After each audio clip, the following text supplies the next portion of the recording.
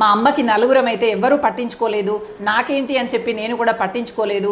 మిగతా ముగ్గురు పట్టించుకుంటే నేను పట్టించుకునేదాన్ని. నాకు ఒక్కగానొక్క కొడుకు, మరి రేపు నా కొడుకుని ఎవరు చూస్తారని నేను పొదుపు చేశాను. ఇంకా మా ఆడపడిచి అయితే అస్సలు మంచిది కాదు, మా బావగారు అయితే భూమిని జరిగి దున్నుకున్నాడు. ఇలా అందరి గురించి సమస్యపూరితంగానే చెప్తుంది ఆవిడ. అందరి గురించి సమస్యపూరితంగానే చెబుతూ మరి కన్న కొడుకుని ఏ ఆప్యాయతల మధ్య పెంచింది, ఏ సంస్కారవంతమైనటువంటి జీవితాన్ని పెంచింది, ఎక్కడ రాజీ పడడం నేర్పింది, ఎక్కడ ఇతరులపై పెట్టుబడి పెట్టాలి అని నేర్పింది, ఆదరణ ఎక్కడిది, ఆచరణ ఎక్కడిది, నిజ జీవితం ఇలా ఉంటుంది అని నేర్పిన తీరెక్కడిది చెప్పండి. ఇవన్నీ ఏమీ తెలియకుండా పెరిగినటువంటి పిల్లవాడు డబ్బే ప్రధానం, డబ్బే ప్రధానం, డబ్బే ప్రధానం అనుకుంటూ ఆలోచించినటువంటి పిల్లవాడు ఇప్పుడు కూడా డబ్బే ప్రధానంగా చూస్తూ ఉన్నాడు కదా.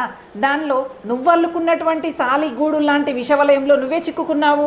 ఎవరో బయట నుండి వచ్చి నిన్ను సమస్యల్లో ఇరికించలేదు. ఇప్పుడు పోరాటం ఇన్నాళ్ళు అత్తామామ పైన, ఆడపడుచుల పైన, తోడికోడల పైన, అన్నదమ్ముల